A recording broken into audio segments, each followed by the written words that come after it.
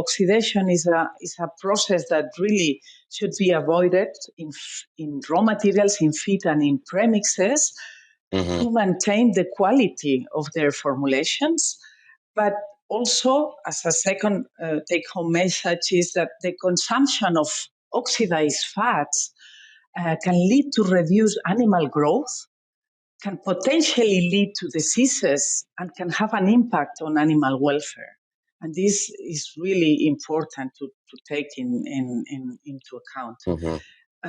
Antioxidants also should be added at the very beginning when the feed is being produced to really stop the starting of the propagation stage of the chemical reaction.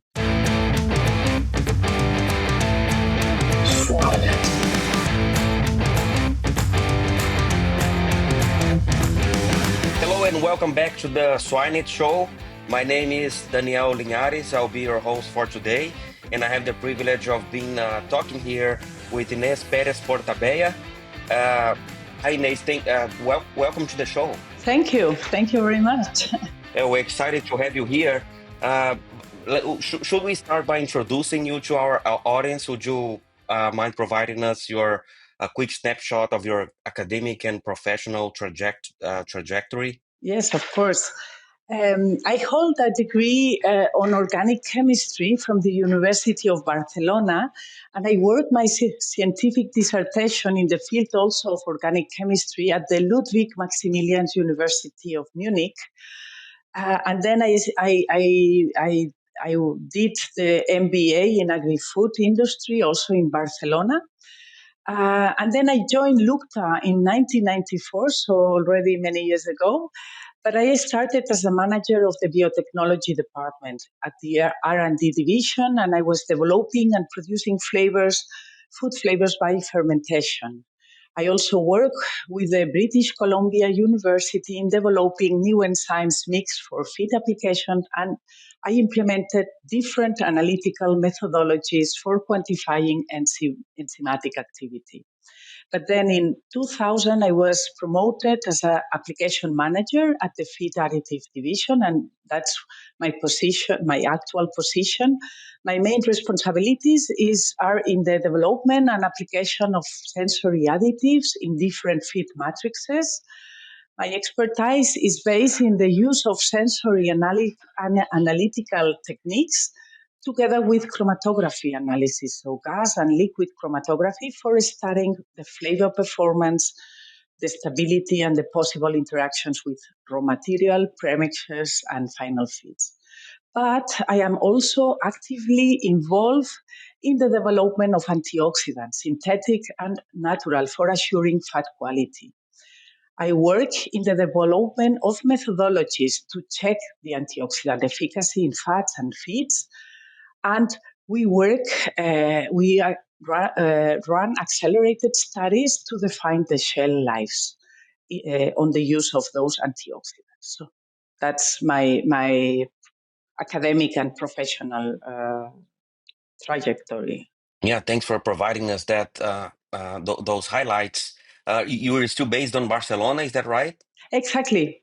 𝗬𝗏 is based in Barcelona. Headquarters are in Barcelona, but we have subsidiaries in USA, Colombia, Mexico, also China, and also other commercial offices. In swine production, performance is everything. At 𝗬𝗏, we know your success depends on measurable results. That's why our feed additives go beyond improving palatability. They're scientifically designed to enhance feed intake, support animal well-being, and drive optimal growth.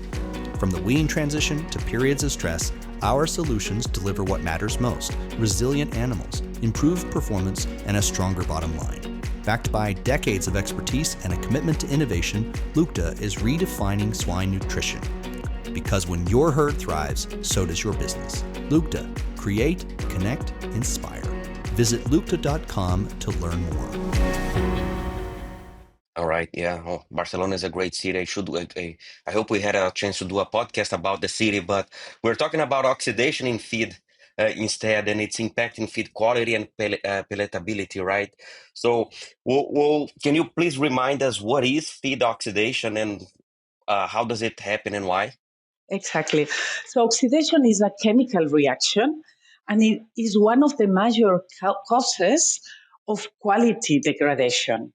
In feed, there are four raw material or ingredients that can get oxidized. Of course, first the fat that once it gets oxidized, it produces some rancid smell that this will affect palatability.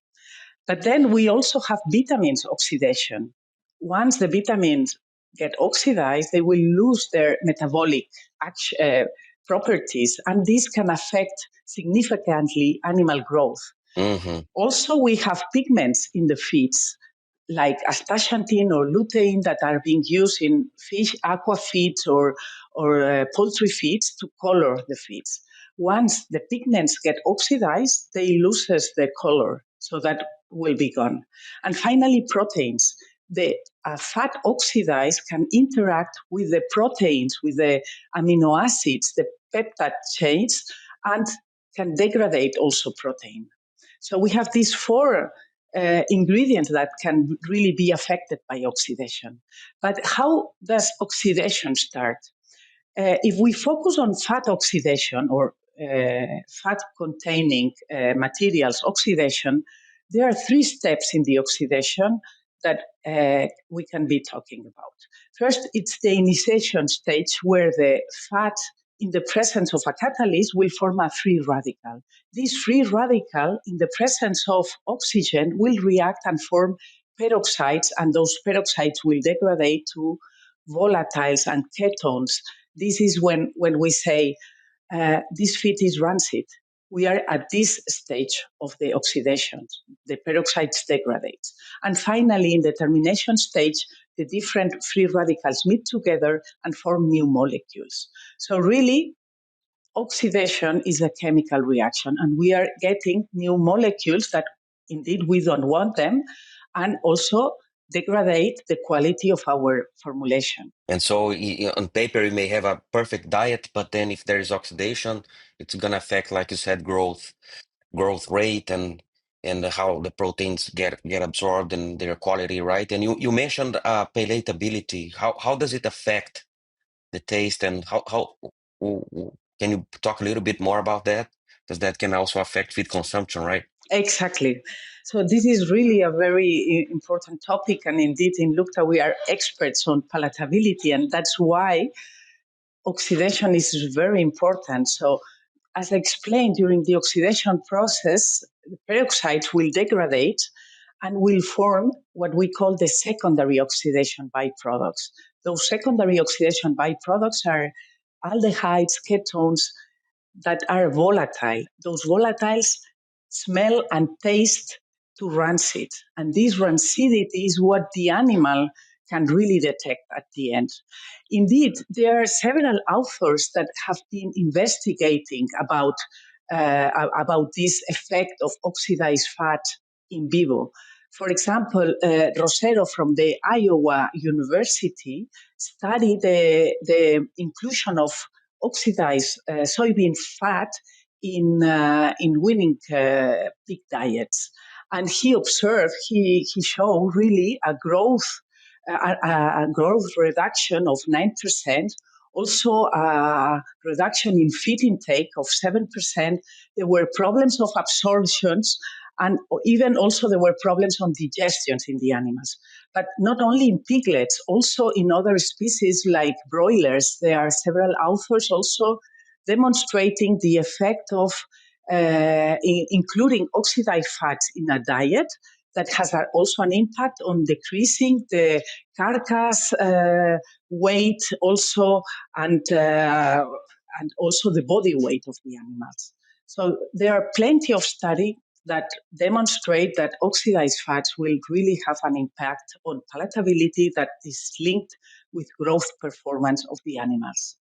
Yeah, well, so it's pretty important matter. And what are the main factors affecting that the fat or the feed oxidation? Exactly. This is always very important to have in mind. So The first factor affecting oxidation is oxygen. Oxygen participates directly in the reaction itself with the free radical.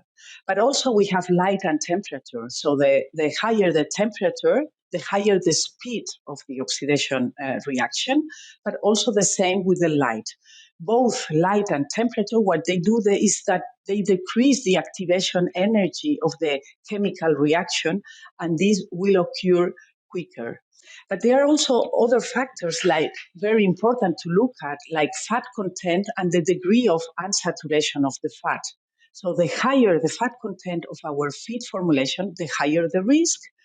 And also the higher the unsaturation of the fat, the higher the risk. For example, if we are having a fat formulation with a lot of linoleic or linolenic acids with 2 and 3 double bonds, the risk will be much higher than working with fats with more saturated fats. For example, if we compare corn oil in front of soybean oil in front of lard, okay, unsaturation is much higher in vegetable oils, in corn oil, than, for example, in an animal fat. So the risk will be much higher.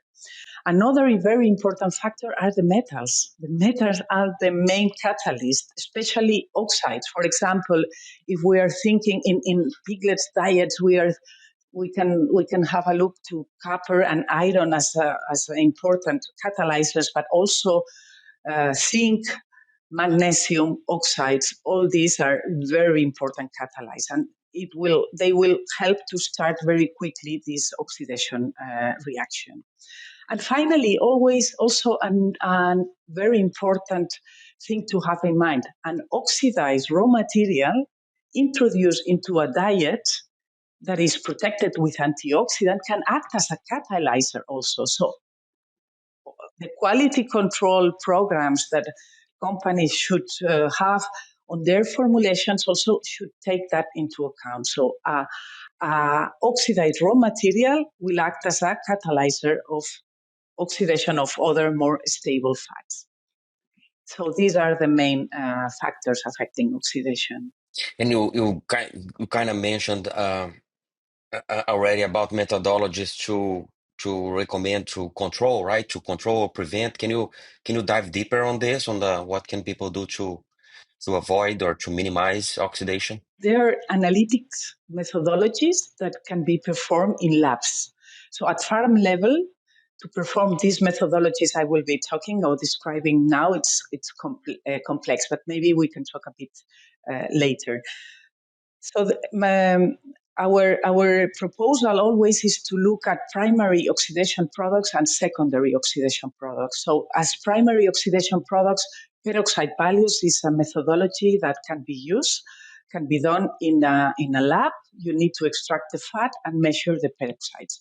Values above 10 or 12 of peroxides is an already indication that an oxidation process is starting on. But it's always good to combine it with another methodologies that measures the secondary oxidation products. What happens when peroxides get degraded?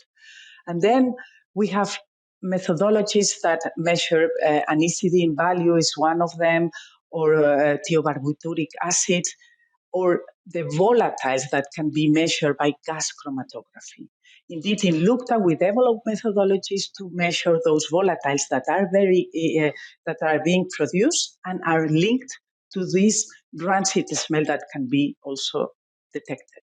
And we also use sensory analysis techniques to also identify rancid notes. These you can train people, you can train your team also to detect rancid notes and to then think that, hey, there is a problem starting here. And is it something that has threshold, or is it more yes or no type of reading? On the rancidity smell, you mean, on sensory analysis? Yes. Yes. Yeah, it's a question of threshold. So maybe you detect slight rancid. We make a kind of classification or a scale, okay, with our panelist group. But then maybe there is a slight rancidity and there are feeds that you really detect strong strong rancid smell, because rancidity is not one single volatile. It's a combination of different volatiles that are being produced once the peroxides are being degraded. So it's a group of volatiles. And at the end, maybe there is one that is coming quicker than the other, and you detect it stronger than the others. I see. And you talked about the antioxidants, right? Can you talk a little bit more about the role and some of what's the mode of action? How does it work? So the antioxidant is a chain-breaking molecule which donates an hydrogen to stop the reaction of the peroxide radical. So once we have this radical, the antioxidant will give the hydrogen and will stop the chain reaction. So the antioxidant cannot reverse the reaction itself, but can stop it for a while. So we need and we want to use antioxidant to be able to achieve a certain shell life of the feed itself. If the feed has a risk of getting oxidized for all the reason I explained before, it will get oxidized. But with the help of the antioxidant at the right dose and with the right actives inside, we will achieve the shell life we are putting in our label or the shell life we want to achieve. You know, what are you mentioned different markets, right? Are antioxidants available all across those different markets, or there will be some that are available in the US but not in other parts of the world, vice versa? Oh, exactly. Legislation of antioxidants are different in different areas. So we have synthetic antioxidants and natural antioxidants. Indeed, synthetic antioxidants in the United States, there are some more actives allowed than in, for example, European Union. In the United States, you can use for all livestock feeds. You can use 𝗽𝗪𝗀𝗀, you can use BHT and BHA, you can use propylgalate. And also there is a maximum level allowed. In the States, for 𝗽𝗪𝗀𝗀 is 150 ppm, and for BHT, BHA, and propylgalate is 200 ppm maximum of all the actives. But for example, in Europe, 𝗽𝗪𝗀𝗀𝗀 was banned some years ago already. And this was a huge problem in Europe, so where we had to replace this very strong and potent antioxidant. And of course, we managed, so we developed new combinations to substitute this 𝗽𝗪𝗀𝗀𝗀𝗀. 𝗫𝗪𝗀 is moving beyond feed additives to create foundational ingredients that work with your pig's physiology to support resilience and health. With proven technologies like 𝗪𝗪𝗀𝗃, FlowMatrix, and Endura, 𝗫𝗪𝗀 helps you address the toughest challenges in swine production. From gut health to growth performance, together we can make animals more resilient in the face of future challenges. Learn how at 𝗫𝗪𝗀𝗃impact.com. I see. Well, just reminding the audience, this is the Swine It, and if you like it, take the time to like it, share it, love it, whatever your platform allows. And so we talked all the way from the feed mill, I guess, to the barn. And so, what are your key take home first for the nutritionists, right, that are formulating the feeds and evaluating the ingredients and taking all of these into account? So first of all, I would say that first of all, oxidation is a process that really should be avoided in raw materials, in feed and in premixes to maintain the quality of their formulations. But also, as a second take-home message, is that the consumption of oxidized fats can lead to reduced animal growth, can potentially lead to diseases, and can have an impact on animal welfare. And this is really important to take into account. Antioxidants also should be added at the very beginning when the feed is being produced to really stop the starting of the propagation stage of the chemical reaction. Because if we add the antioxidant too late, then it's a waste of money and it will not work properly. And then finally, just to have in mind that the oxidation risk of a feed formulation depends mainly on fat content, unsaturation degree, and the metal content you have in that diet. Metal content, exactly. And then at the end, the antioxidants at the proper dose will help you to guarantee a shelf life of the formulation. All right, no, thank you. And how about for those in the field? You think about farm staff, the animal health professionals, without deep knowledge on all of that, right? How can they spot potential problems with oxidation in the farm, and who should they connect with? This is a good question.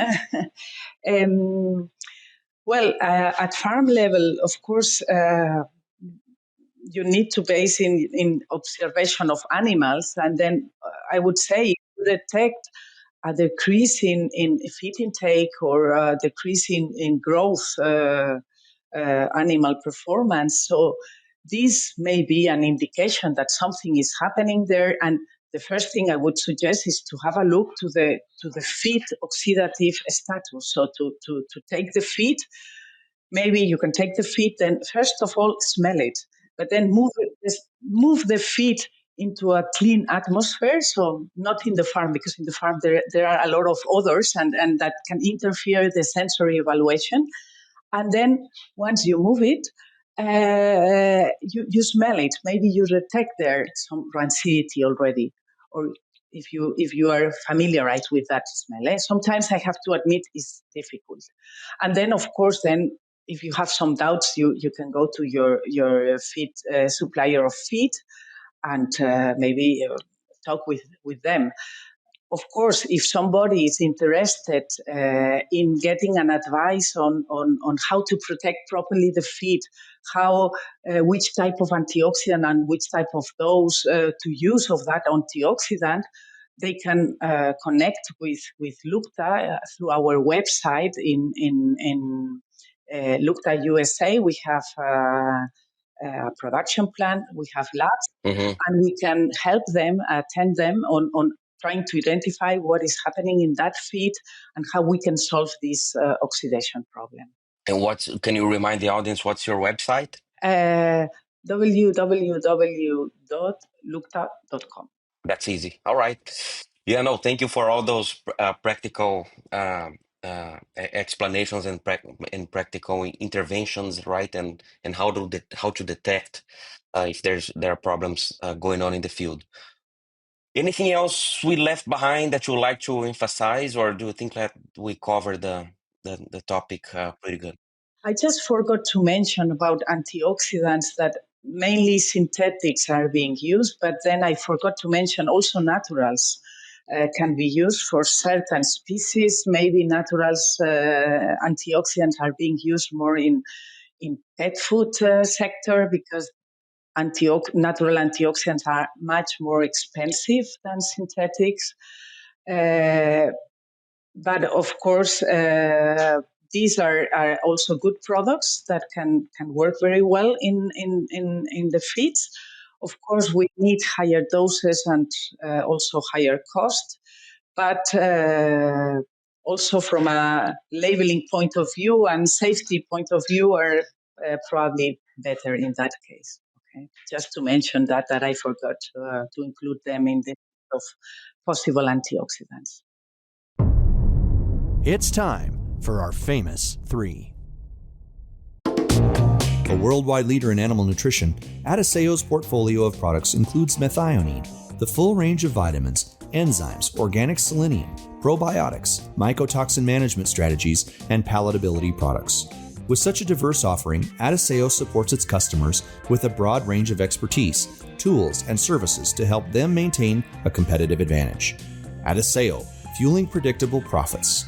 To learn more, visit 𝗟𝗏𝗃𝗃 at www.𝗟𝗏𝗃.com.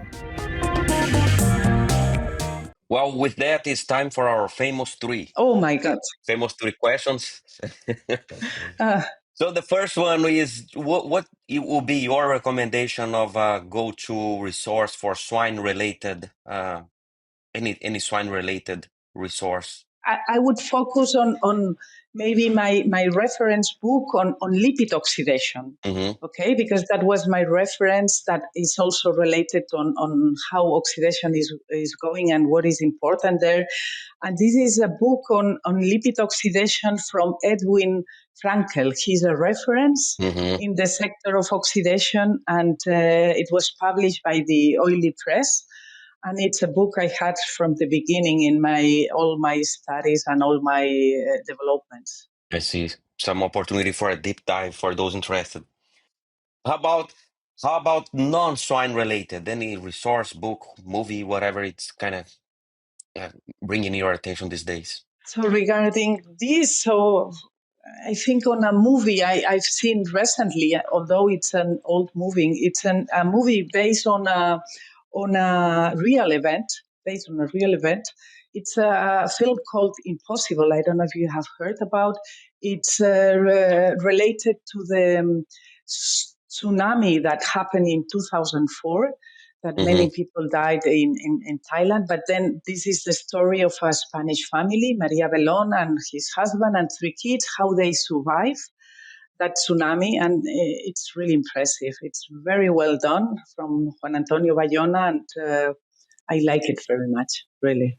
The final question is based on your experience, based on your perceptions and everything.